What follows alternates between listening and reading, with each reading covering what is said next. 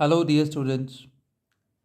इस वीडियो में हम theorem 6.6 of class 10 chapter 6 triangles की स्टार्ट करेंगे। तो आइए समझते हैं कि ये थ्योरम क्या कहती है। The ratio of the area of two similar triangles is equal to the square of the ratio of their corresponding sides. Similar triangles, समरूप ट्रायंगल्स जिसे हम कहते हैं कि ए बी सी और पी क्यू आर दो हमें सिमिलर ट्रायंगल्स गिवन है। आप जैसे यहाँ पे देख सकते हो A B C P Q R के मैंने सिमिलर लिखा हुआ है। तो ये जो दो सिमिलर ट्रायंगल्स हैं इनका एरिया ये हमने प्रूव करना है। इनका एरिया की रेशो इनकी साइड्स के रेशो के स्क्वायर के इक्वल है। यहाँ पे A B upon P Q आ गया इक्वल है, फिर P C upon Q R, फिर इक्वल है A C upon P R के। तो ये हमने प्रूव करना है। तो प्रूव करने के लिए सबसे पहले हमने क्या किया, हम एक परपेंडिकुलर ड्रॉ करेंगे ए एम और P N side B C और क्यू आर पे। A M perpendicular B C, P N perpendicular Q R. तो हमें पता है कि एरिया ऑफ ट्रायंगल का फॉर्मूला जो होता है वो 1/2 बेस इंटू हाइट होता है।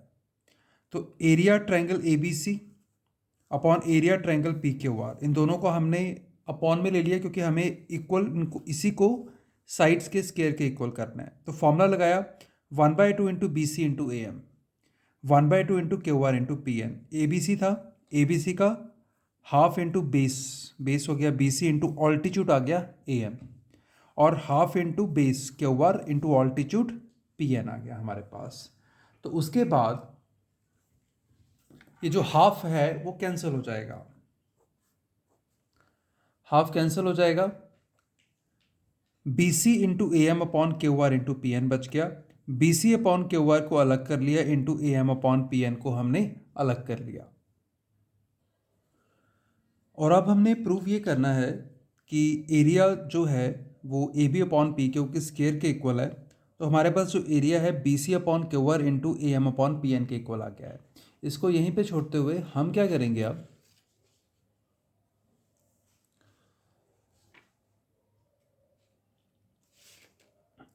ए बी एम, मैंने अब कन्वीनियंट के लिए यहाँ पर इसको दोबारा ड्रॉ कर लिया। ए बी एम और पी क्यू एन इन दो ट्रायंगल्स को कॉन्करेंट कर देंगे। तो ए बी एम और पी क्यू एन में आप देख सकते हो जैसे एंगल बी और एंगल क्यू ये दोनों इक्वल हैं, और ये वाला एंगल और ये वाला एंगल दोनों 90 डिग्री के हैं। तो दो एंगल अगर एक ट्रायंगल में दूसरी ट्रायंगल के दो एंगल्स के इक्वल हो जाते हैं तो दोनों ट्रायंगल्स सिमिलर हो जाती हैं। तो हमारी ए बी एम और P Q N similar triangles हो जाएंगी। So angle B angle Q के इक्वल रखा क्योंकि ये दोनों ट्रायंगल सिमिलर गिवन थी। एंगल एम एंगल एन के इक्वल ईच 90, तो दोनों ट्रायंगल्स हमारी सिमिलर आ गई बाय ए क्राइटेरिया।